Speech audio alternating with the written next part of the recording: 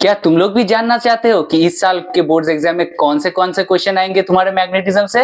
अगर जानना चाहते हो तो इस क्लास को लास्ट तक देखना और अपने दोस्तों के साथ शेयर करना बिल्कुल मत भूलना।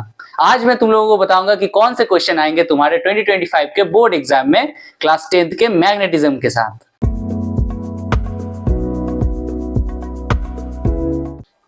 नमस्कार, मैं Shivaditya Das, welcome back to my channel.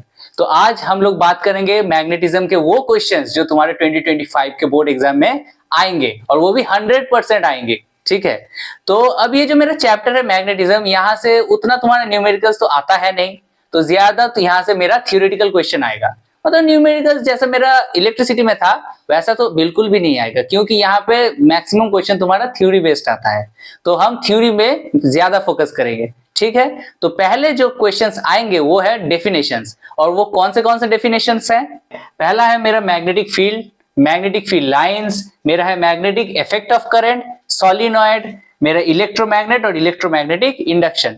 ये जो डेफिनेशन है यहाँ से पक्का कुछ ना कुछ कॉमन तो तुम लोगों का पक्का आएगा। ठीक है, और ये सारे डेफिनेशंस आते हैं मेरे 1 मार्क्स। कितना मार्क्स कैरी करेंगे ये सब? 1 मार्क।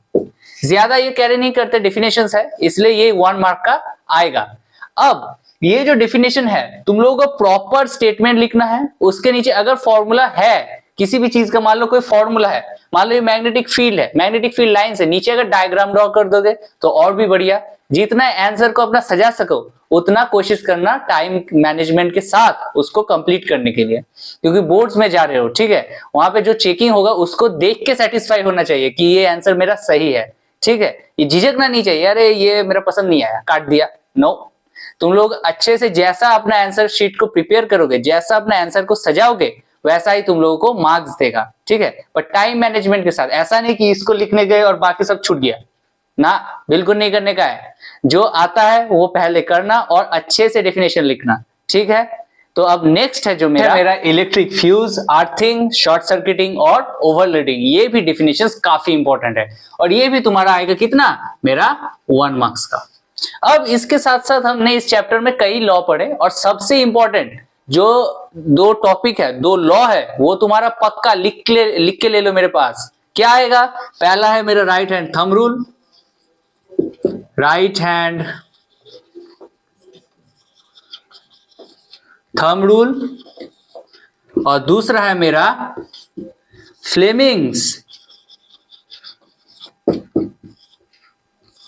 Left hand rule. ये जो 2 लॉ है इनका स्टेटमेंट भारी इंपॉर्टेंट है, भारी भारी बहुत। लिख के ले लो मेरे से, एक आएगा, लिख के ले लो, अभी लिख के ले लो। ये एक स्टेटमेंट तुम्हारा पक्का आएगा बोर्ड्स में। ठीक है, एक है राइट हैंड थंब रूल और फ्लेमिंग्स लेफ्ट हैंड रूल। ठीक है, जो स्टेटमेंट है वही लिखना, खुद से मत बनाने लग जाना बोर्ड्स में। ठीक है, ये लेफ्ट मेरा राइट का थंब रूल ये सब मत करना, जो स्टेटमेंट है प्रॉपर लिखना। ठीक है, ये लॉ है, ये लॉ का स्टेटमेंट हम खुद से नहीं ले सकते। ठीक है, तो ये दोनों स्टेटमेंट अपना खुद से लिखना और प्रॉपर लिखना, ये अच्छा मार्क्स कैरी करते हैं। ये 2-2 मार्क्स कैरी कर सकते हैं बोर्ड्स में डिपेंडिंग अपॉन द क्वेश्चन। और ये है तुम्हारा X मार्क्स का। एक है मेरा electric fuse, earthing, short circuiting, overloading. ठीक है, अब इनके साथ साथ और भी कुछ एप्लीकेशन बेस्ड क्वेश्चन आते हैं। कैसा एप्लीकेशन बेस्ड क्वेश्चन? मतलब मान लो हमने पढ़ा था चैप्टर में मोटर, जनरेटर। ठीक है, तो इलेक्ट्रिक मोटर हो गया मेरा, इलेक्ट्रिक मोटर, और मेरा हो गया जनरेटर। अब ये जो 2 टॉपिक है, ठीक है, ये जो मेरा 2 टॉपिक है, इनका मेनली इनका मेन जो काम है, मेन है इनका जो मेरा प्रिंसिपल है। कौन सा प्रिंसिपल के ऊपर दोनों काम करता है? दूसरा है मेरा वर्किंग, मतलब कैसे काम करता है। एक है कौन सा लॉ के ऊपर, कौन सा प्रिंसिपल के ऊपर काम करता है। सेकंड है मेरा वर्किंग, कि ये दोनों काम कैसे करता है। समझ में आया? तो ये दोनों, ये वाइटल मार्क्स कैरी करता है और नहीं भी दे सकता है, पर अगर आया तो ये अच्छा मार्क्स कैरी करेगा। ये आपको तुम्हारा 2 से 3 मार्क्स मेरा अच्छे से कैरी कर सकता है ये क्वेश्चन। एक है मेरा जनरेटर और एक है मेरा मोटर। अच्छा, और भी तुम लोग इस चैप्टर में पढ़े हो जैसे एसी और DC, AC current, alternating current और डायरेक्ट करंट, उनका डिफरेंस, मतलब why do you prefer AC over DC, हम लोग एसी ज्यादा प्रेफर क्यों करते हैं डीसी से, ये क्वेश्चन भी तुम्हारा बहुत इंपॉर्टेंट है। ये क्वेश्चन में अगर आएगा तो 3 पॉइंट लिखना, ठीक है। 2 मार्क्स का आता है बेसिकली। और एक टॉपिक है, और एक डिफरेंस है। ये डिफरेंस है मेरा परमानेंट मैग्नेट और दूसरा है मेरा इलेक्ट्रोमैग्नेट।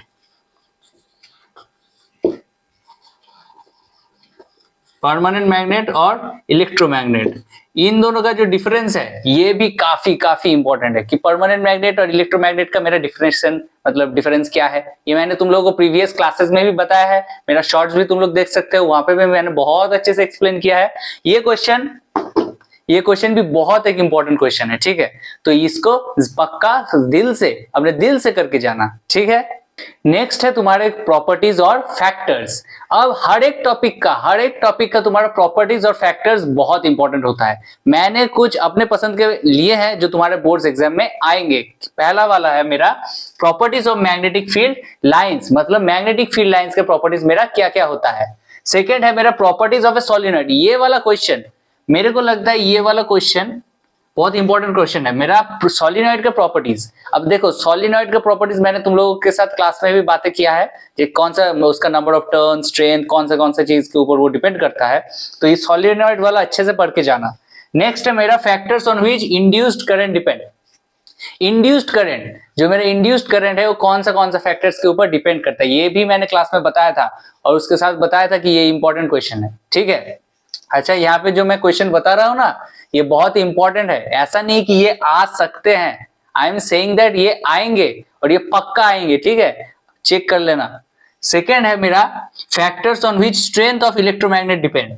मेरा इलेक्ट्रोमैग्नेट का जो स्ट्रेंथ है, इलेक्ट्रोमैग्नेट का स्ट्रेंथ वो कौन से चीज के ऊपर डिपेंड करता है, ये भी बहुत एक वाइटल क्वेश्चन है। सेकेंड और लास्टली है मेरा factors on which force acting on the current carrying conductor placed in a magnetic field.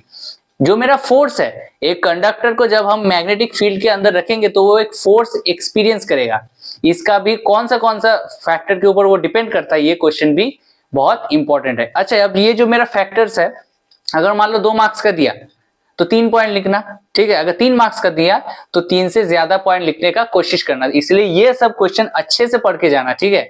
और ये फैक्टर्स तुम्हारा एक ना कोई आएगा ही, पक्का आएगा। मेरे को लगता है सोलिनॉइड आ सकता है, तुम्हारा इलेक्ट्रोमैग्नेट आ सकता है, मैग्नेटिक फील्ड लाइंस का क्वेश्चन भी तुम्हारा आ सकता है। और इसके साथ साथ इनका हर एक का देखना एक प्रोपोर्शनलिटी साइन रहता है, वहां से एक फॉर्मूला डिराइव होता है। ये सब भी अगर हो सके तो करके चल जाना, क्योंकि मैंने जो बताया जैसा खूबसूरत बनाओगे वैसा ही आएगा, इसलिए अच्छे से लिखना है आंसर, ठीक है। अच्छा, अब ये जो मेरा properties of magnetic field line है, यहाँ पे मैंने तुम लोगों को क्लास में बताया था, उसके लास्ट प्रॉपर्टी है that magnetic field lines never intersect each other. तो ये वाला क्वेश्चन भी बहुत इंपॉर्टेंट है। क्वेश्चन क्या है, व्हाई मैग्नेटिक फील्ड लाइंस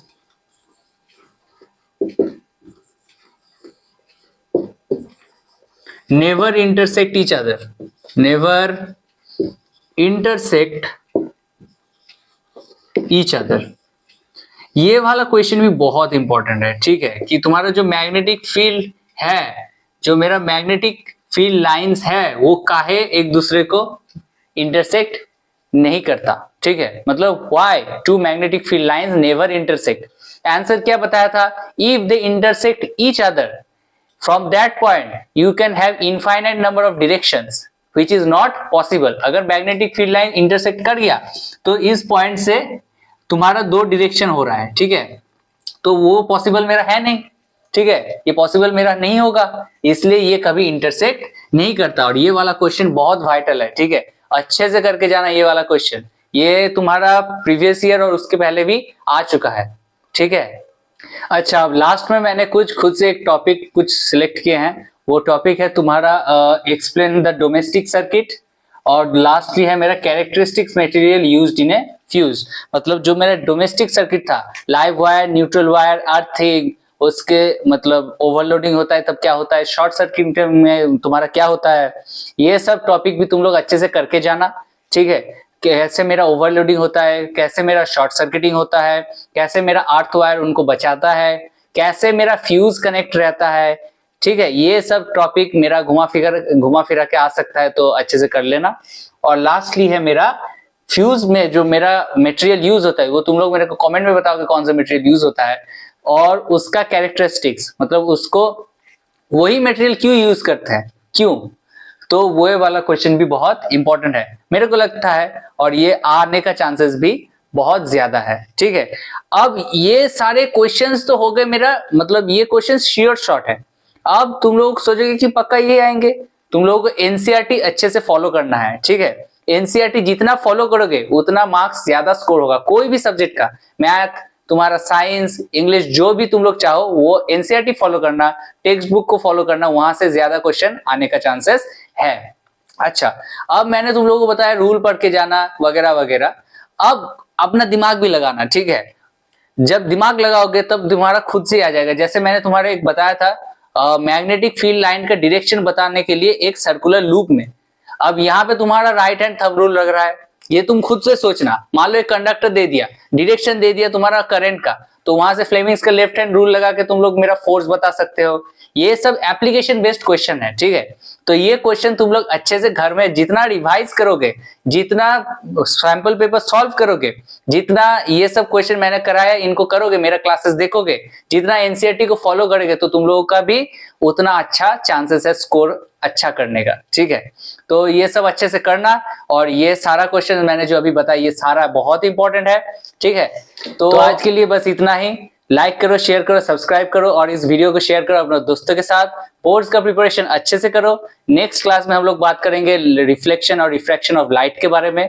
जब तक ये वीडियो मेरा क्लास में अपलोड होगा तो तब तक बहुत जनों का एग्जाम मेरा स्टार्ट भी हो चुका होगा, तो उन सबको ऑल द वेरी बेस्ट, अच्छे से बोर्ड एग्जाम देना एंड एकदम बिंदास जाओ। ठीक है, थैंक यू।